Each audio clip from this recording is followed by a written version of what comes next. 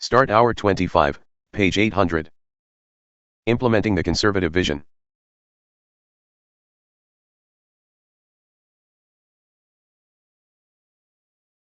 Vision will be crucial for the next Conservative administration, but nuts and bolts policies are also important. Making the Conservative vision for trade a reality will require several actions, some of which may prove to be more difficult to achieve than others.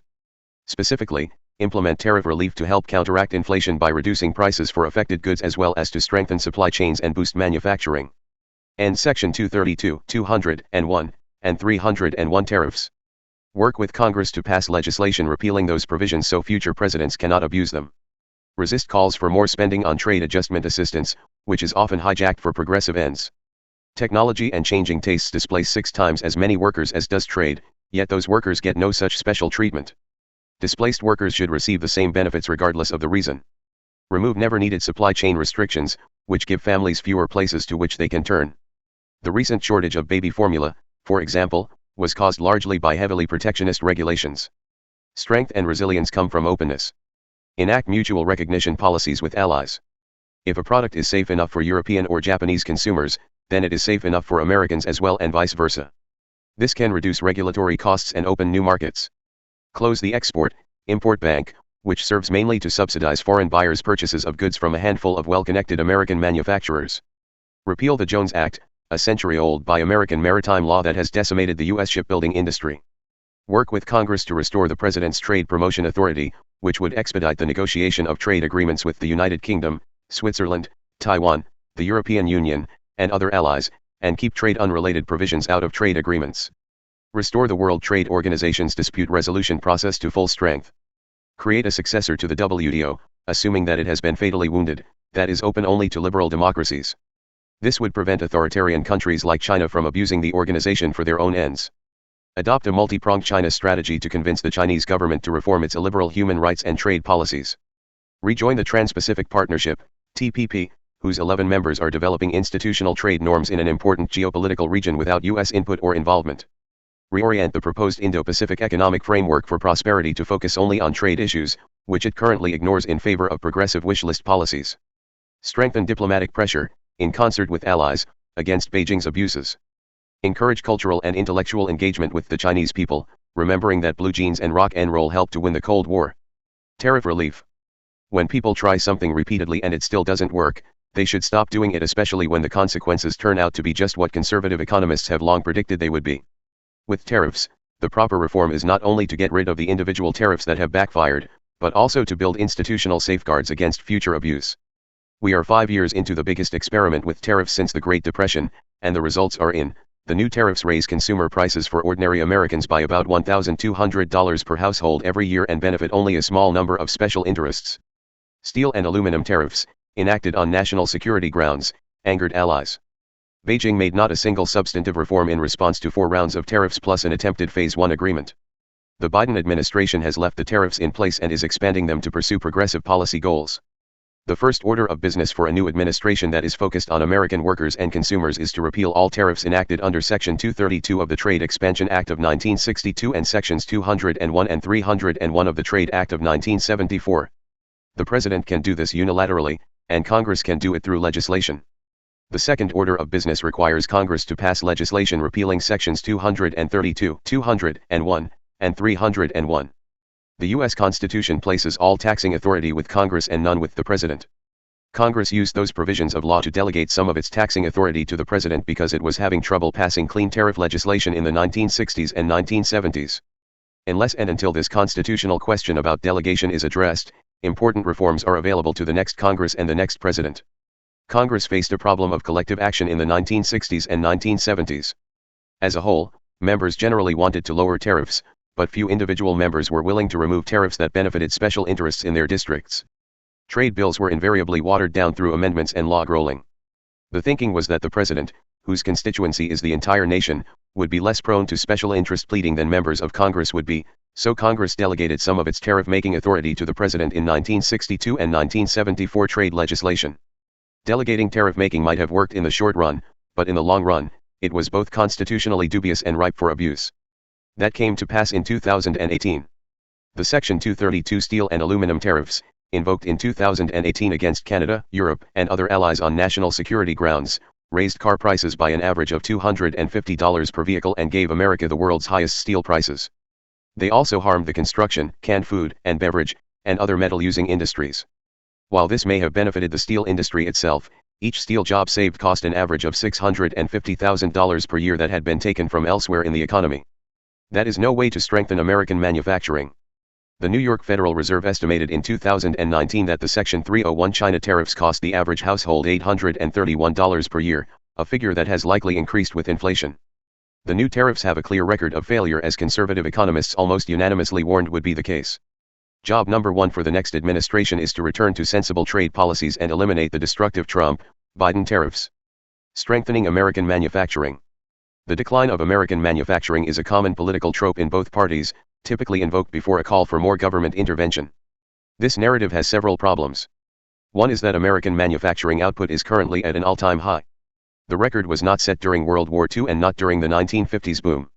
Output did not peak when manufacturing employment peaked in 1979 or during the Reagan economic revival in the 1980s. It is actually higher now than it has ever been.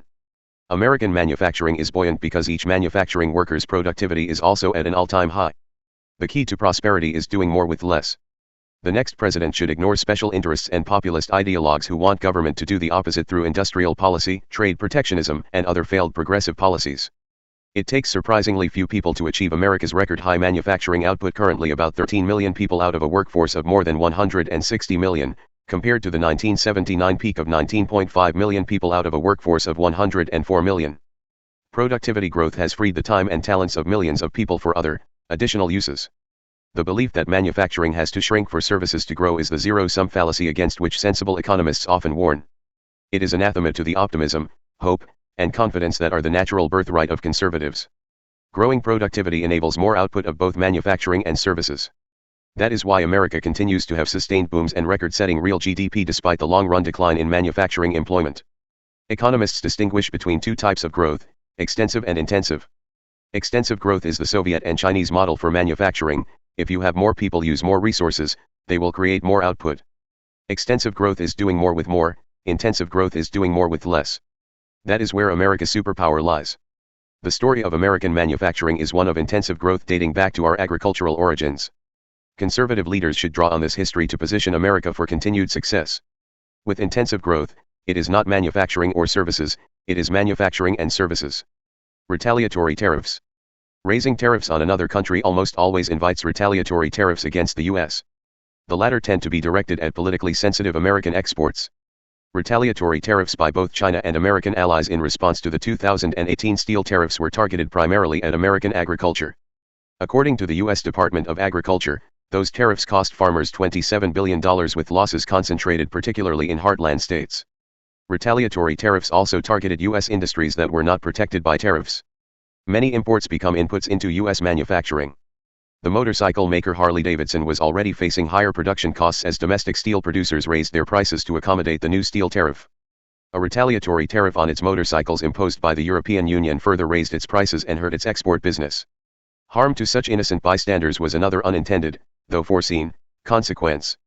Federal Reserve research shows that the tariffs have cost about 75,000 manufacturing jobs while creating only about 1,000 jobs in the steel industry, not including the effects of the retaliatory tariffs described above. Higher steel prices added an average of $250 to the price of new cars, and larger trucks, the vehicle of choice in rural America, were hit even more dramatically. Trade is generally a win-win for both participants. Tariffs are a lose-lose-lose game, with the tariff raiser losing affordable goods, the tariff target losing exports, and the tariff raiser losing again from retaliatory tariffs.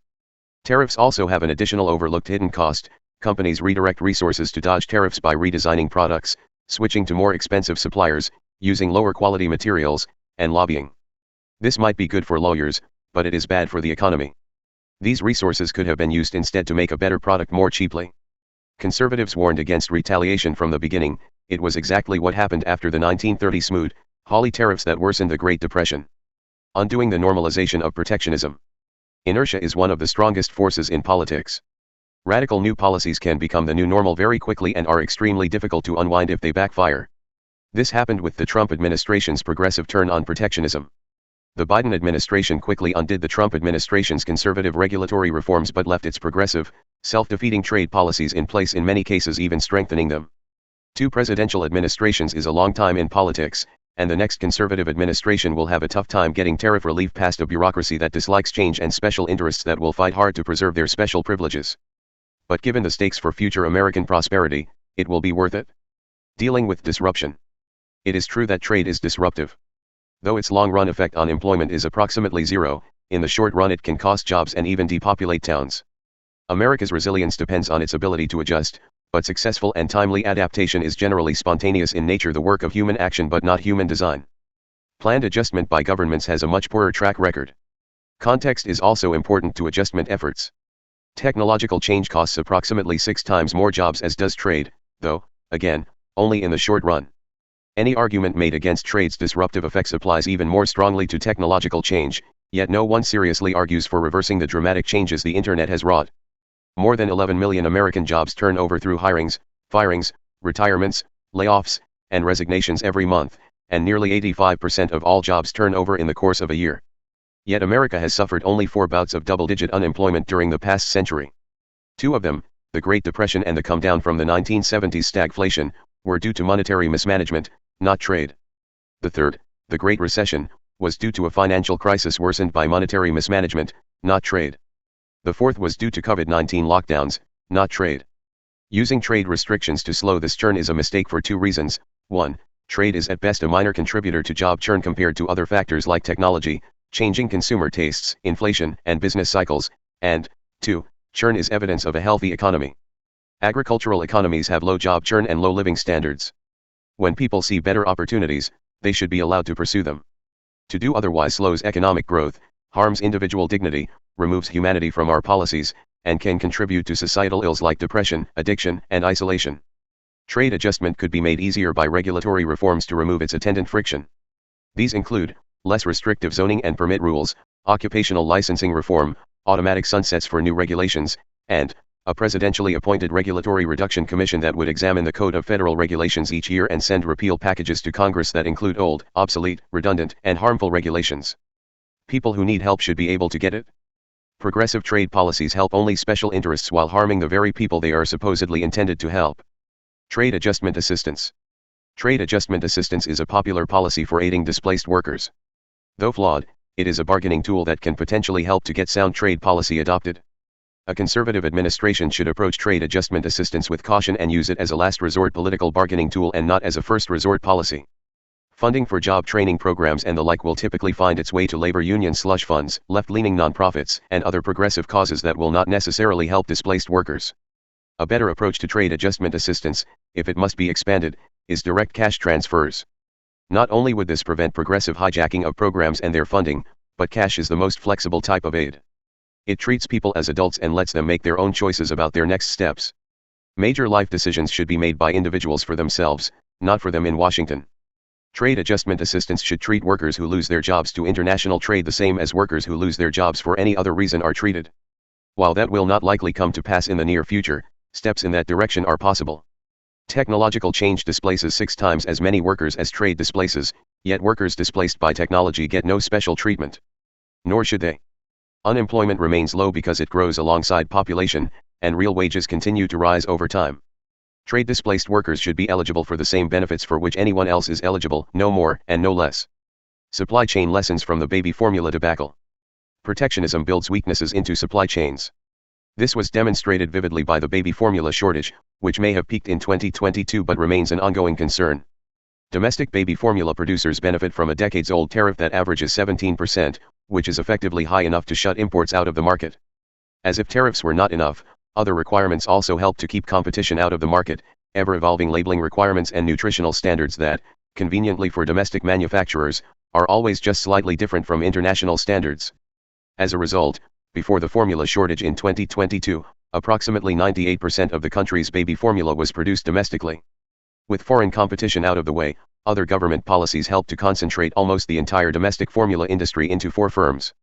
Roughly 40% of baby formula purchases are made by state-level food assistance programs, which typically do not let families choose their own formula brands. Instead they must buy from a single producer, which guarantees producers large market shares in states where they win contracts. This situation gives incumbent producers a cozy existence but puts consumers at risk. Like all protectionist policies, the benefits are concentrated in the hands of a few producers while the costs and risks are widely distributed. With so many eggs in so few baskets, whenever something goes wrong, which is inevitable even when nobody is at fault, families find themselves scrambling. That happened early in 2022 when contamination entered a Michigan facility that makes about 40% of America's baby formula. Trade protectionism all but eliminated other options for many parents, who suddenly found empty shelves and sky-high prices for an essential item that many of them were already struggling to afford while families in other countries were unaffected. In response, Congress passed the Formula Act in the summer of 2022. The act eased formula tariffs and loosened never-needed labeling requirements and other import restrictions, but it was temporary. It expired at the end of 2022, leaving families still vulnerable to the cascading consequences that ensue if one thing goes wrong at only one plant. The baby formula debacle has two lessons for the next administration. The administration needs to attack the root of the problem. Temporary fix-it bills are better than nothing, but they leave the rot in place. The president needs to encourage bold liberalization. Strength comes from openness. In the real world, markets fail. Factories will get contaminated, and health inspectors will not always be as thorough as they should be. The baby formula market is essentially a natural experiment in self-sufficient industrial policy. When something went wrong, that single failure point crashed the whole system. It should not be that way, and the next president can change it. Part of the problem is that the supply chain analogy itself causes sloppy thinking.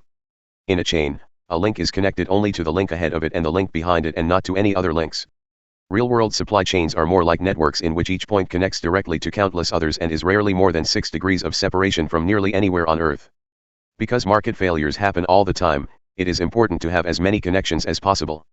Americans need access to more ways to adapt and reroute around failure points, especially for essential products like baby formula. Trade protectionism makes us more vulnerable, but free trade makes our families and communities more resilient. Loosening restrictions similar to the ones that stunt the baby formula market would make it easier to navigate future crises while preventing the progressive and rent-seeking power grabs that come with every crisis, whether it is as isolated as a baby formula shortage or as expansive as a pandemic. Mutual recognition. A simple way to reduce friction in supply networks is mutual recognition of other industrialized countries' regulatory standards. This can be done either in a larger trade agreement or independently. For baby formula, this would mean allowing in brands that meet European Union standards even if they do not meet Food and Drug Administration, FDA, labeling requirements. Infants' nutritional needs do not change across borders.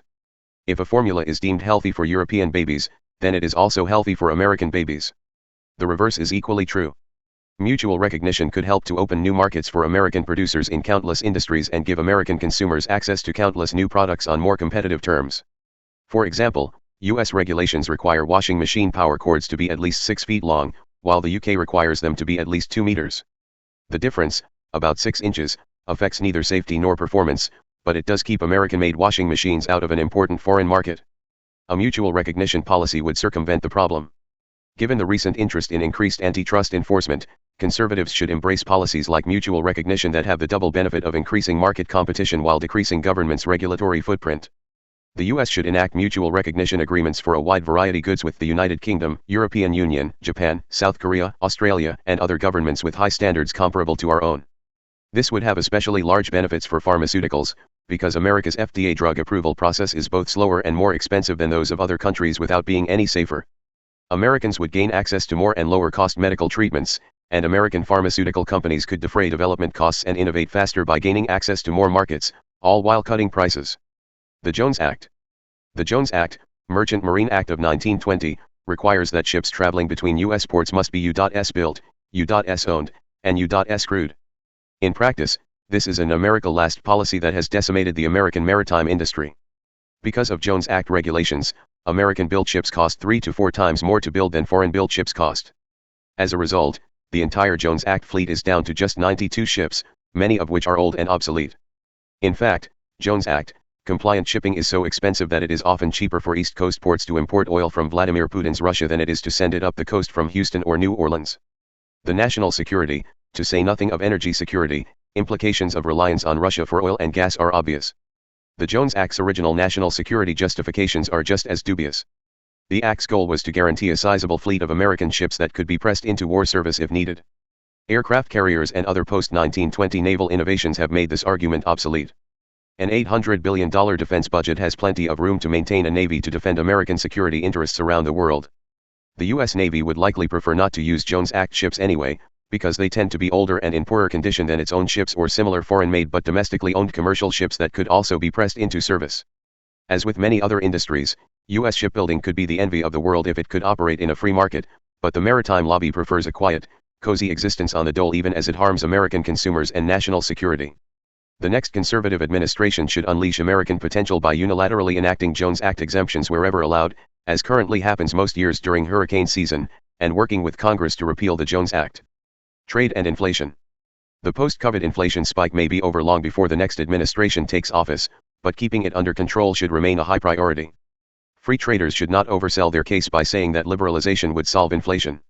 Inflation is predominantly a monetary phenomenon, not a trade phenomenon, but tariff relief can help at the margin by immediately lowering prices on tariffed goods and slightly boosting long-term growth.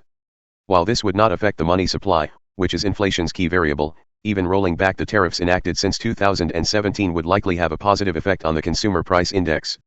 The easiest way to curb inflation, or to create it, is for the Federal Reserve to work the monetary side of the equation, but the real output side has a similar effect on prices. Lifting trade barriers is one way to boost output. It also has the added benefit of requiring no additional spending. At the very least, this can make the Federal Reserve's job easier as the spending excesses of Congress and President Biden continue unabated in the coming years. It is important not to oversell trade's inflation benefits as a cure-all, but at the margin, it can help. The next administration should keep this in mind as it tries to cope with this politically volatile issue. Trade and foreign policy. We have seen how trade liberalization would boost the domestic economy and make American businesses more competitive, but conservative trade policies also benefit America's foreign policy interests. Policymakers should therefore negotiate multilateral and bilateral trade agreements.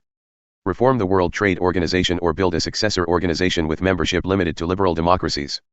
Repeal the Jones Act to replace Russian energy imports with domestic production. Develop a multifaceted, long-term China policy that takes seriously America's biggest foreign policy threat and deals with it on several fronts. National security. The most persuasive arguments against a market-oriented trade policy come from another national objective, national security. Protectionism and similar progressive policies tend to weaken American security, but trade creates peace. The more countries trade, the less likely they are to fight one another and the more robust their supply networks will be. Going to war with customers is bad for business. Without a strong economic interest in continued U.S. investment and exports, for example, China's behavior would likely become increasingly less predictable and more dangerous. Anyone who thinks Chinese Communist Party, CCP, General Secretary Xi Jinping and the government in Beijing are bad actors now, which they are, should consider what would happen if the Chinese convinced liberal countries like the United States to decouple from them, leaving them free to pursue whatever policies they wish without the significant counterweight that America can provide. That is one reason for Xi Jinping's emphasis on centralization and self-sufficiency. He does not like international pressure about his government's human rights violations and bad faith trading policies, and decoupling from trading partners like America is one way to avoid that pressure. A less constrained China would be poorer but much more unstable and dangerous to its neighbors and to America than it would be if it still had to engage regularly with the rest of the world. Trade Promotion Authority. Trade agreements can take years to negotiate. One way to accelerate the process is for Congress to grant the President Trade Promotion Authority, TPA. It was first granted under the 1974 Trade Act, which contains the sections 201 and 301 tariff delegations. TPA, then called Fast Track, has aided several trade agreements, including NAFTA and the USMCA, which took effect in 2020. TPA has lapsed before during slow periods in trade policy, most recently in July 2021, and remains lapsed today. The President should work with Congress to renew TPA to rationalize negotiations for upcoming trade agreements with the United Kingdom, the European Union, and others. Both supporters and critics have questions regarding TPA's implications for the constitutional separation of powers, and policymakers should take those questions seriously. As things currently stand, Congress has some oversight powers over the President's negotiations under TPA, but they are limited. Congress can increase its oversight by passing new legislation superseding relevant provisions of the 1974 Trade Act.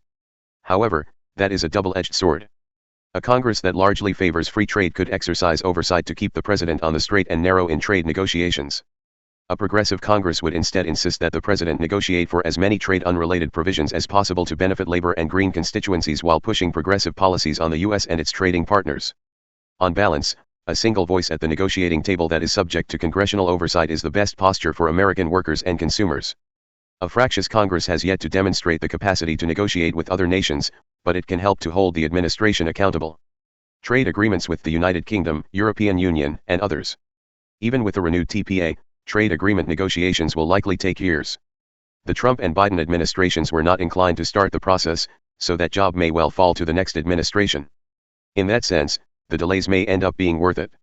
If there is one lodestar to follow, it is to restrict these agreements to trade issues only.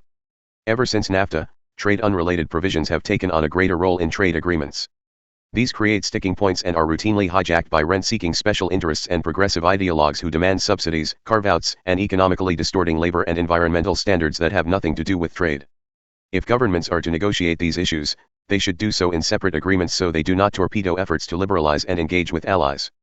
Trade agreements should lighten burdens, not create new ones by attempting to address non-trade issues. Policy leaders in the United States and the United Kingdom, including experts from the Heritage Foundation and the Competitive Enterprise Institute, have prepared a model trade agreement along these lines. Along with TPA renewal, this would greatly reduce negotiating costs. This template is also readily adaptable for agreements with Europe and any other allies that are willing to liberalize their economies and build a stronger alliance with America. The draft U.S. U.K. agreement includes an accession chapter to allow others to join on the same terms. Restoring or replacing the WTO dispute resolution process. The World Trade Organization as we know it may be mortally wounded. This deprives the U.S. of the WTO's dispute resolution process, under which the U.S. had won 85% of the cases it brought. The WTO's slow death began under the Obama administration, which refused to allow appointees to the WTO's appellate board, which as a consequence is now non-functional. Both the Trump and Biden administrations have continued the Obama administration's approach. That means that every case in the dispute resolution process will sputter to a halt as parties file appeals that cannot be heard. If the WTO is no longer fit for that purpose, it may be better to look in a different direction. More than 20 years ago, a Heritage Foundation senior fellow proposed that America and other free economies should form a global free trade alliance that is open to all countries that adhere to a truly free market system with appropriate safeguards such as property rights, lack of corruption, and enforcement of contracts. Alongside a general agreement on low to zero tariffs, the alliance would move to reduce the effect of non-tariff barriers, such as the previously noted baby formula ingredient and labeling barriers, by basing trade around the principle of mutual recognition. Such an alliance could be started by a trade agreement between the United States and, for example, the United Kingdom with an accession chapter allowing others to join if they meet the criteria. It would be essential for a global free trade alliance to avoid the WTO's most serious problem, the exemptions from its rules that are granted to developing countries. When China joined the WTO in 2001, it was granted developing nation status, which it continues to use to dodge rules that should apply to it. Other countries have used that status to delay needed reforms. Rule exemptions give some countries a perverse incentive to remain poor and autocratic. A global free trade alliance would allow the U.S. to enjoy the benefits of a rules-based international trading system without the WTO's shortcomings. Negotiation costs would be lower because the countries would already be allied on many issues. In addition, there would be no separate tiers with different rules, and this would give developing countries an incentive to liberalize. In addition to being good for its own sake, liberalization would give them entry into a prestigious club that tilted toward America's orbit and away from China's. Closing the Export-Import Bank. The Export-Import Bank, EXIM, is an unusually clear example of how vulnerable trade protectionism is to being hijacked by special interests. In most years, about half of EXIM's business benefits a single company, Boeing.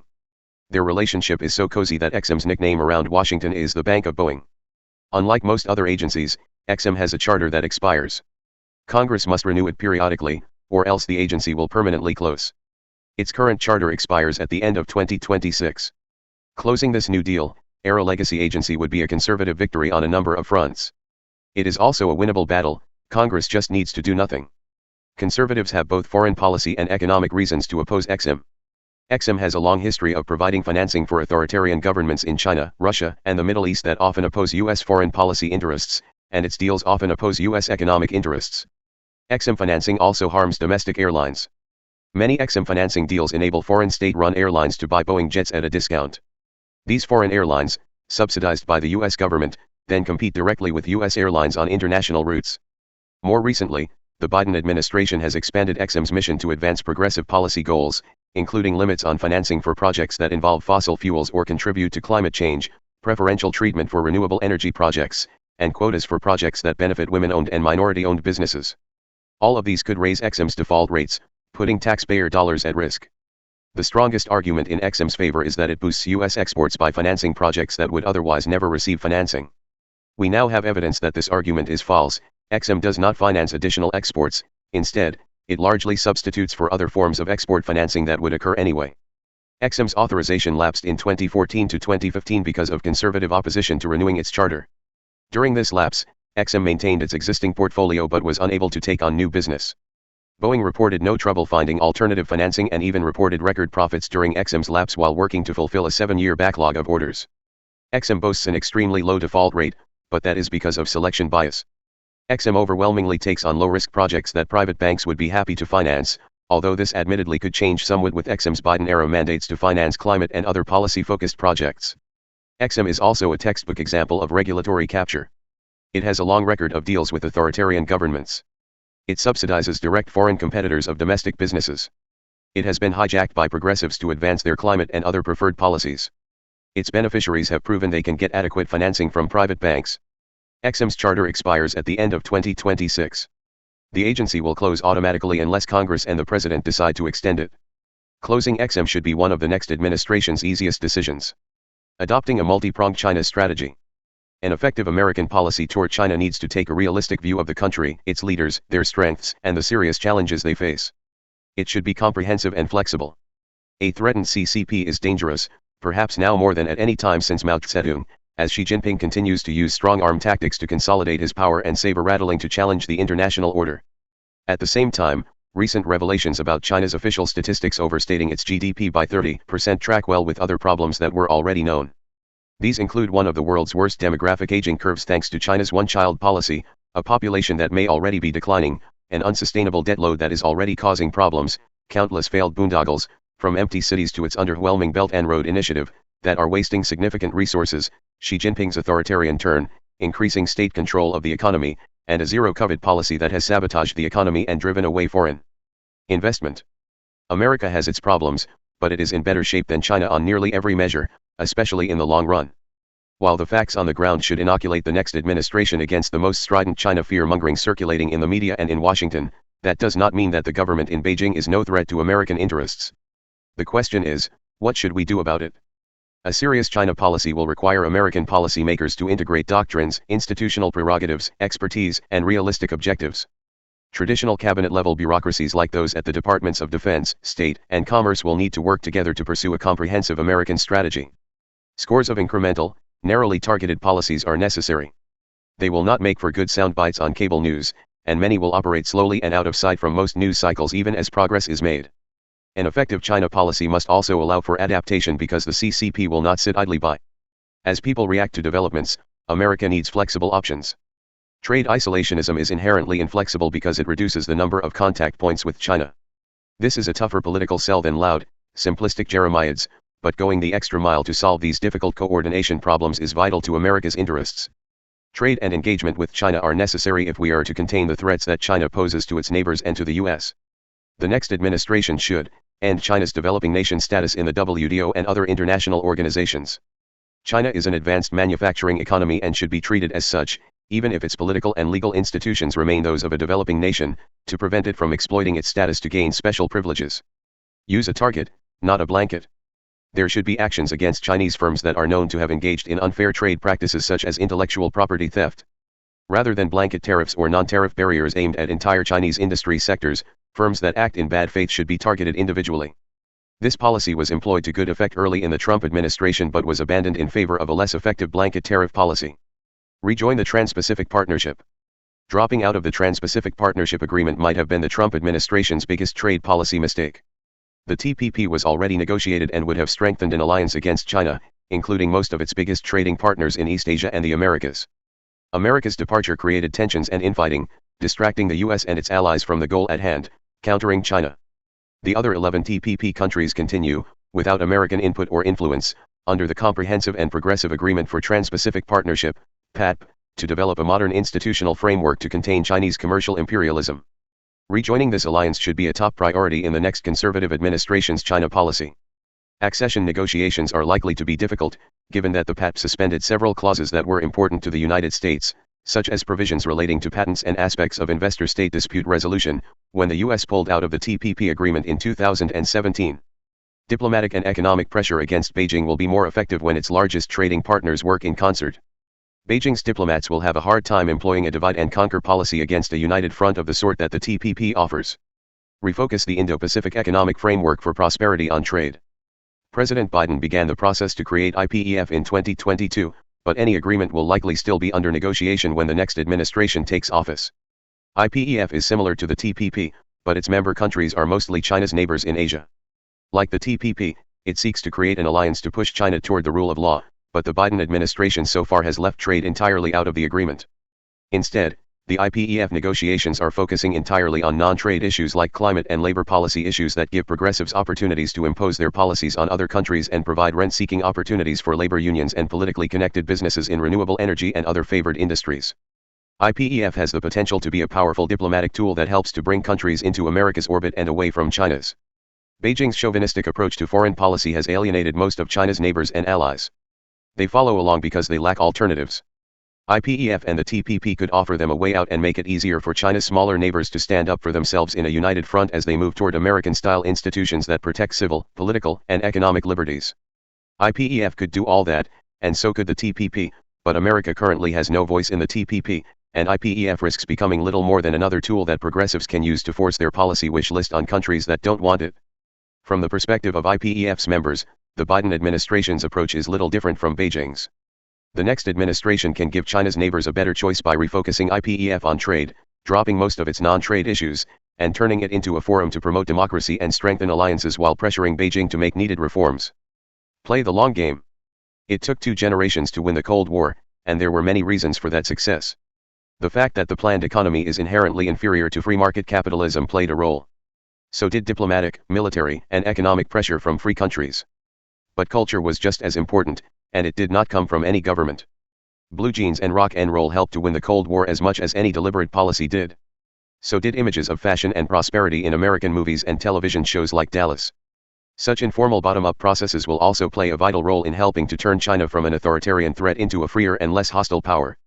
It will take a long time, and the slow process will garner few headlines, but it can work.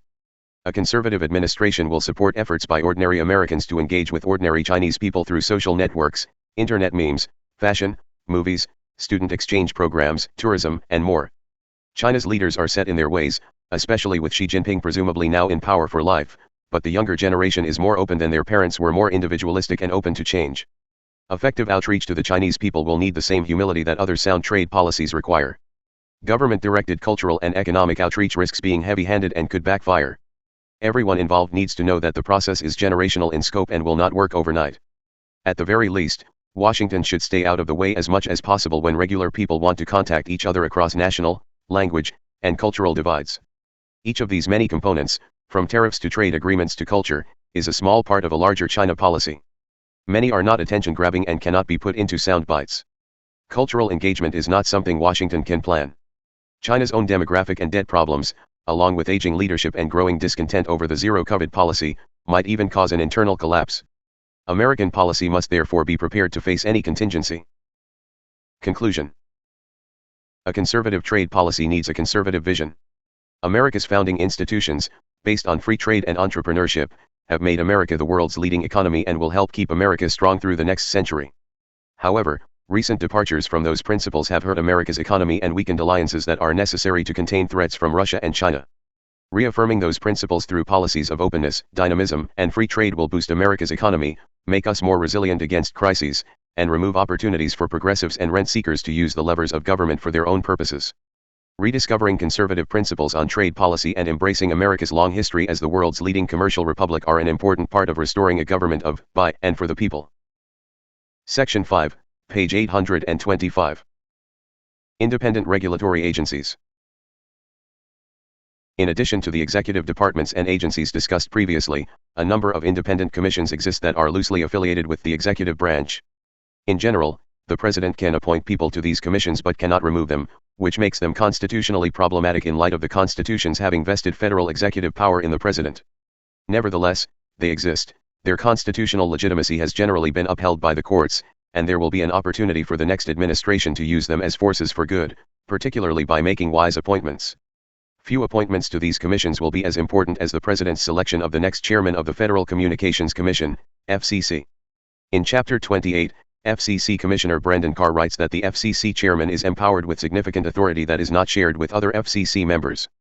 Under a new chairman, he writes, the FCC needs to change course and bring new urgency to achieving four main goals: reining in big tech, promoting national security, unleashing economic prosperity, and ensuring FCC accountability and good governance. The FCC, writes Carr, has an important role to play in addressing the threats to individual liberty posed by corporations that are abusing dominant positions in the market. Nowhere is that clearer than when it comes to big tech and its attempts to drive diverse political viewpoints from the digital town square. Carr writes that the FCC should require more transparency from big tech, which today offers a black box. And it should issue an order that interprets Section 230, which provides protection from legal liability to online computer services that moderate content in good faith, in a way that eliminates the expansive, non-textual immunities that courts have read into the statute. In addition to taking unilateral action, Carr says, the FCC should work with Congress on legislative changes to ensure that Internet companies no longer have carte blanche to censor protected speech while maintaining their Section 230 protections. Carr writes that during the Trump administration, the FCC took an appropriately strong approach to the national security threats posed by the Chinese Communist Party. The FCC put Huawei on its covered list of entities, its list of those posing an unacceptable risk to U.S. national security. Carr writes that TikTok also poses a serious and unacceptable risk to U.S. national security, while providing Beijing with an opportunity to run a foreign influence campaign by determining the news and information that the app feeds to millions of Americans, and the next administration should ban it. What's more, Carr writes, U.S. businesses are aiding Beijing often unwittingly in its effort to become, by 2030, the global leader in artificial intelligence. In part, they are doing so by providing Beijing access to their high-powered cloud computing services. Carr asserts that it is time for an administration to put in place a comprehensive plan that aims to stop U.S. entities from directly or indirectly contributing to China's malign AI goals. Former Federal Election Commissioner Hans von Spakovsky writes in Chapter 29 that while the authority of the President over the actions of the Federal Election Commission is extremely limited, the President must ensure that the Justice Department, just like the FEC, is directed to only prosecute clear violations of the Federal Election Campaign Act. The department must not construe ambiguous provisions in a way that infringes on protected First Amendment activity, he writes. The FEC has 6 members, 3 from each party, and its determinations require a majority, so they require the support of at least one member of each party. DOJ should not prosecute an individual for supposedly violating the law when the FEC has previously determined that a similarly situated individual has not violated the law, writes von Spakovsky. Moreover, he writes that the President should vigorously oppose all efforts such as the language in the For the People Act of 2021 to change the structure of the FEC so that it would have an odd number of members. The current structure ensures that there is bipartisan agreement before any action is taken and protects against the FEC being weaponized. In Chapter 27, David R. Burton writes that the Securities and Exchange Commission, SEC, should be reducing impediments to capital formation, not radically increasing them by pushing a costly climate change agenda, as it is doing under the Biden administration.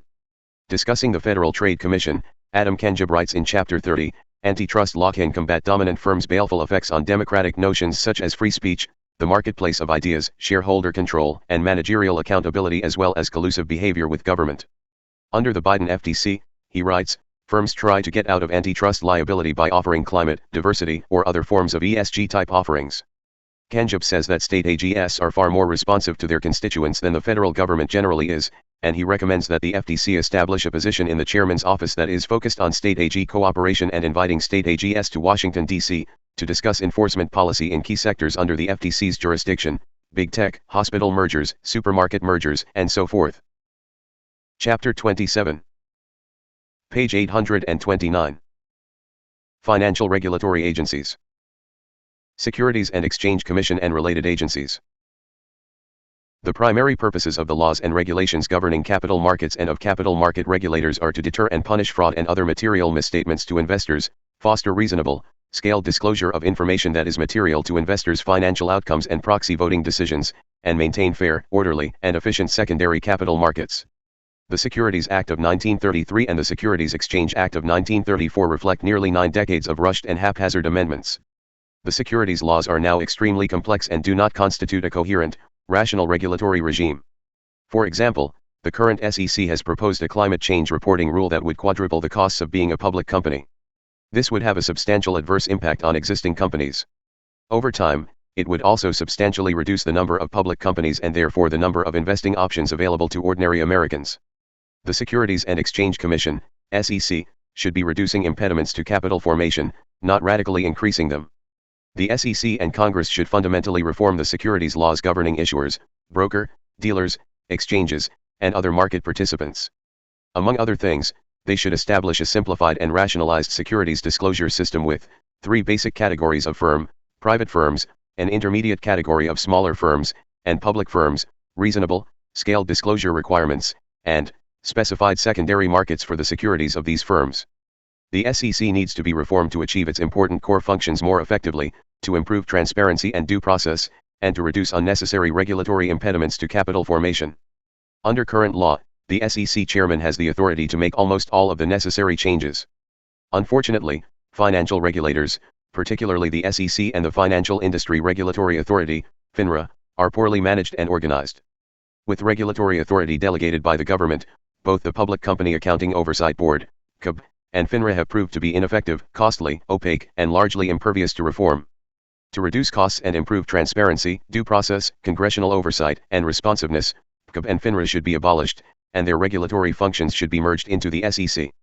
Furthermore, Congress should establish an independent board or commission and charge it with producing a detailed report within 18 months that examines the degree to which the regulatory functions of the various other so-called self-regulatory organizations, SROs, which are no longer self-regulatory in any meaningful sense, should be moved to the SEC. Discrimination based on immutable characteristics has no place in financial regulation. Offices at financial regulators that promote racist policies, usually in the name of diversity, equity, and inclusion, should be abolished, and regulations that require appointments on the basis of race, ethnicity, sex, or sexual orientation should be eliminated. Equal protection of the law, equal opportunity, and individual merit should govern regulatory decisions. Congress has given the SEC broad general exemptive authority, but the SEC has used this authority only rarely. It should use this authority significantly more often to reduce the regulatory burden on issuers, particularly smaller entrepreneurs. Entrepreneurial capital formation. Financial regulators should remove regulatory impediments to entrepreneurial capital formation. In the absence of the fundamental reform outlined above, the SEC should simplify and streamline Regulation A, the small issues exemption, and Regulation CF, crowdfunding, and preempt blue sky registration and qualification requirements for all primary and secondary Regulation A offerings. Either democratize access to private offerings by broadening the definition of accredited investor for purposes of Regulation D, or eliminate the accredited investor restriction altogether. Allow traditional self-certification of accredited investor status for all Regulation D Rule 506 offerings, exempt small micro-offerings from registration requirements. Exempt small and intermittent finders from broker, dealer registration requirements and provide a simplified registration process for private placement brokers. Exempt peer-to-peer lending from federal and state securities laws and reduce the regulatory burden on Regulation CF debt securities. Make the Title I Emerging Growth Company, EGC, exemptions permanent for all EGCs. Reduce the regulatory burden on small broker, dealers and exempt privately held, non-custodial broker, dealers from the requirements to use a CAB-registered firm for their audits. Congress should amend the Internal Revenue Code to disregard crowdfunding and Regulation A shareholders for purposes of the 100 shareholder limit for Subchapter S corporations. Better capital markets. To improve capital markets, the SEC should preempt blue sky registration, qualification, and continuing reporting requirements for securities traded on established securities markets, including a national securities exchange or an alternative trading system. Terminate the Consolidated Audit Trail, CAT, program. Abolish Rule 144 and other regulations that restrict securities resales and instead require a company that has sold securities to provide sufficient current information to the market to permit reasonable investment decisions and secondary sales. Congress should prohibit the SEC from requiring issuer disclosure of social, ideological, political, or human capital information that is not material to investors' financial, economic, or pecuniary risks or returns. The proposed SEC climate change rule, which would quadruple the costs of being a public company, is particularly problematic. Repeal the Dodd-Frank mandated disclosures relating to conflict minerals, mine safety, resource extraction, and CEO pay ratios. Oppose efforts to redefine the purpose of business in the name of social justice, corporate social responsibility, CSR, stakeholder theory, environmental, social, and governance, ESG, criteria, socially responsible investing, SRI, sustainability, diversity, business ethics, or common good capitalism. Prohibit securities regulators, including SROs, from promulgating rules or taking other actions that discriminate, either favorably or unfavorably, on the basis of the race, color, religion, sex, or national origin of such individual or group. SEC administration. To enable it to achieve its core mission more effectively, the SEC should publish better data on securities offerings, securities markets, and securities law enforcement, and publish an annual data book of time series data on these matters. Specifically, the SEC Division of Economic and Risk Analysis, DERA, needs to do a much better job of collecting and reporting fundamental data regarding offerings, regulatory costs, violations, enforcement, investors, state regulator taxes, fees and activities, and other matters. Ensure that SEC resources flow toward its core functions and away from ancillary and support functions or from missions that do not fall within the SEC's statutory charge. Ensure that any 3 SEC commissioners are empowered to place an item on the agenda and to receive adequate staff support to do so even without the chairman's support. Eliminate all administrative proceedings, APS, within the SEC except for stop orders related to defective registration statements. The SEC enforcement system does not need to have both district court cases and APS. Alternatively, respondents should be allowed to elect whether an adjudication occurs in the SEC's administrative law court or an ordinary Article 3 federal court. And the practice of delegating the decision to initiate an enforcement case. The SEC chairman and possibly the U.S. Government Accountability Office, GAO, should study whether other commission delegation of authority to staff should be narrowed and whether sunsetting of such delegation of authority should be required.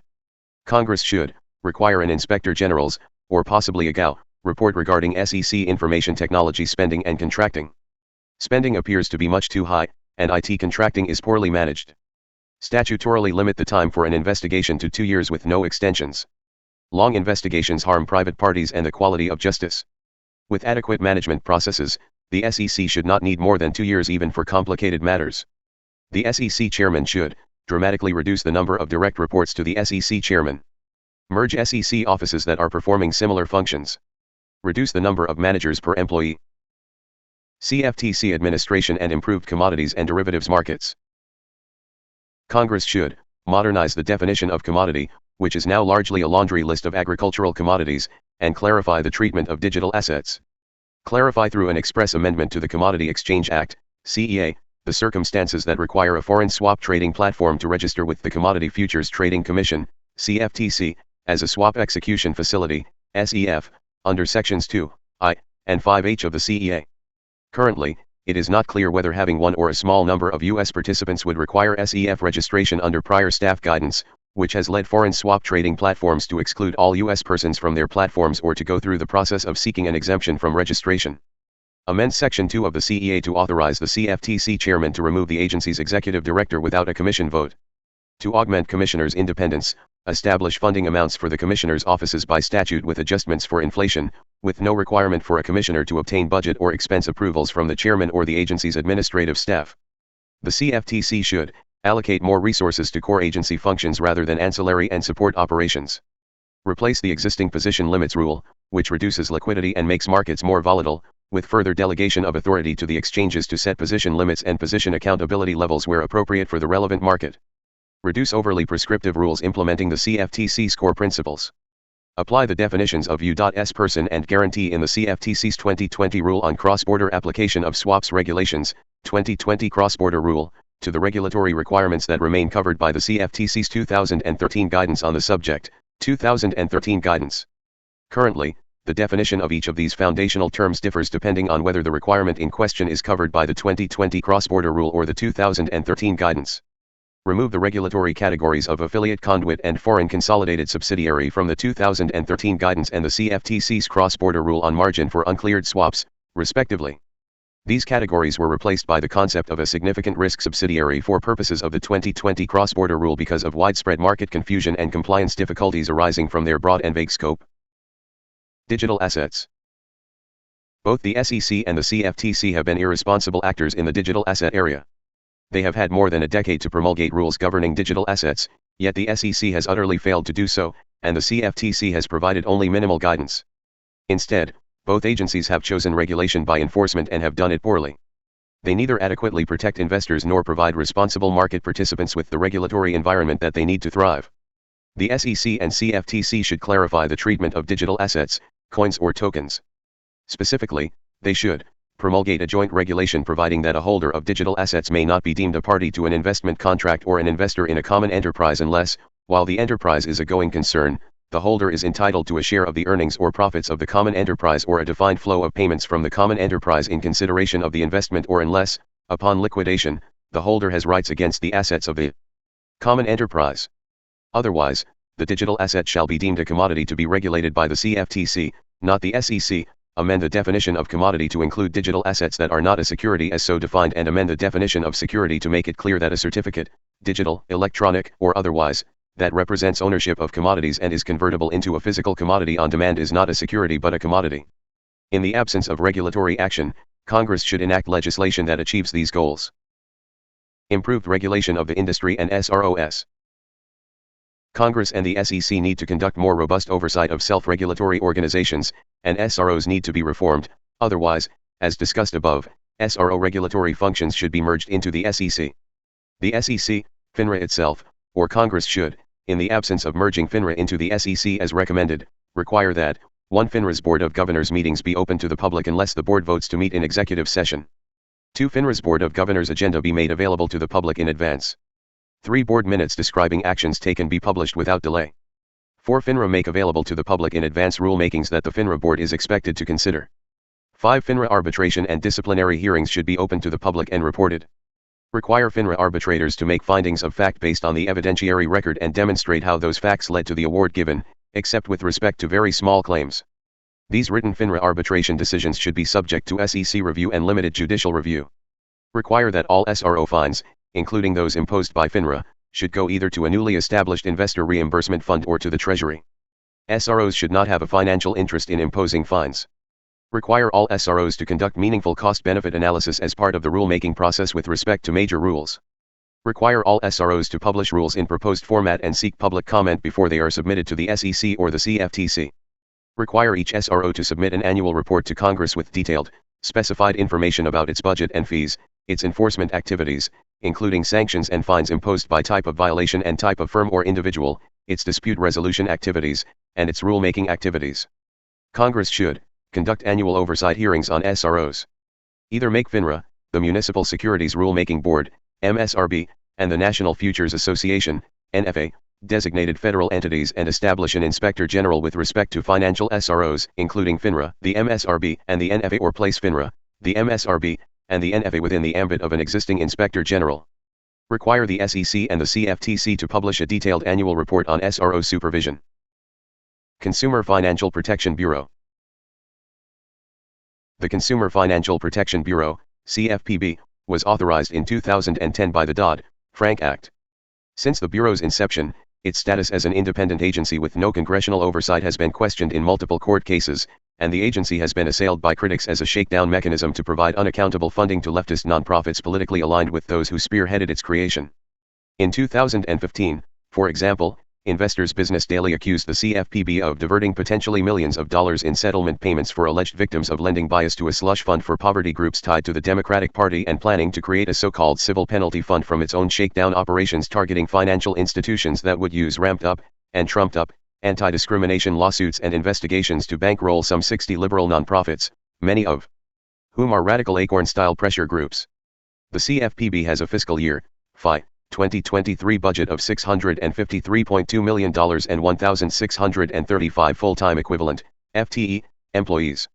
From FY 2012 through FY 2020, it imposed approximately $1 billion in civil money penalties.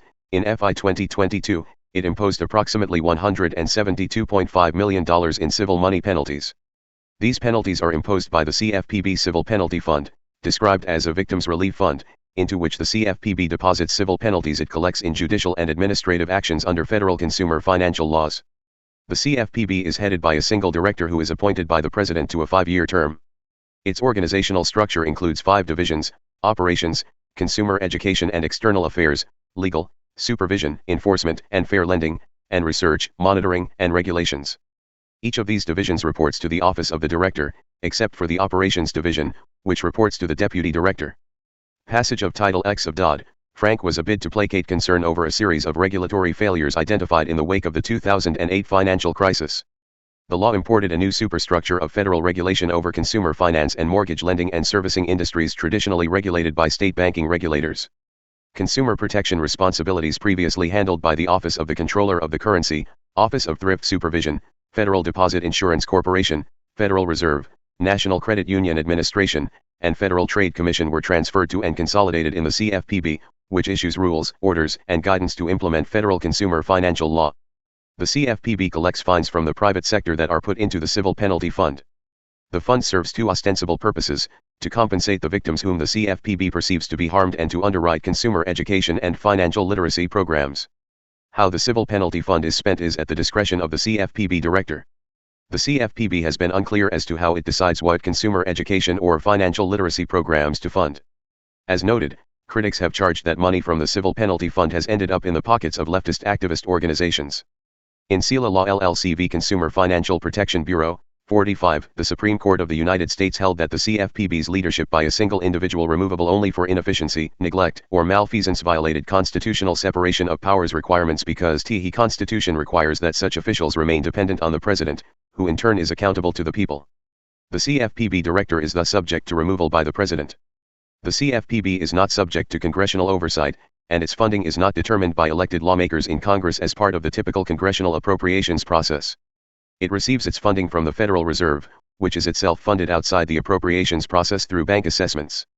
CFPB funding represents 12% of the total operating expenses of the Federal Reserve and is dispersed by the unelected Board of Governors of the Federal Reserve System. This is not the case with respect to any other federal agency.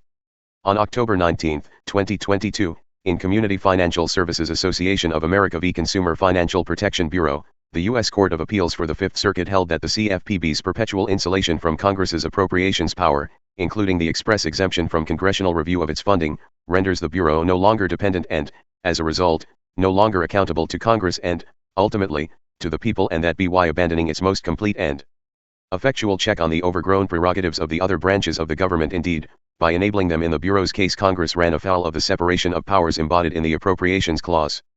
The court further remarked that the CFPB's capacious portfolio of authority acts as a mini legislature, prosecutor, and court, responsible for creating substantive rules for a wide swath of industries, prosecuting violations, and levying knee-buckling penalties against private citizens. On February 27, 2023, the Supreme Court granted the petition for a writ of certiorari. 51. The court should issue its final decision by 2024. The CFPB is a highly politicized, damaging, and utterly unaccountable federal agency. It is unconstitutional. Congress should abolish the CFPB and reverse Dodd-Frank Section 1061, thus returning the consumer protection function of the CFPB to banking regulators and the Federal Trade Commission. Provided the Supreme Court affirms the Fifth Circuit holding in Community Financial Services Association of America, the next conservative president should order the immediate dissolution of the agency, pull down its prior rules, regulations, and guidance, return its staff to their prior agencies and its building to the General Services Administration. Until this can be accomplished, however, Congress should ensure that any civil penalty funds not used to recompense wronged consumers go to the Department of the Treasury. The funds should not be retained by the Bureau to be dispensed at the pleasure of the director, potentially to political actors. Moreover, the CFPB should not have a financial incentive to impose penalties. Repeal Dodd-Frank Section 1071. This section, which relates to small business data collection, imposes requirements on financial institutions lending to small firms, raises costs, and limits small businesses' access to capital. Require that no CFPB funds are spent on enforcement actions that are not based on a rulemaking that complies with the Administrative Procedure Act. Require that respondents in administrative actions be allowed to elect whether an adjudication occurs in an administrative law court or an ordinary Article III federal court. Specify the nature of deceptive, unfair, and abusive practices to define the scope of the CFPB mission more precisely. End hour 25, page 839.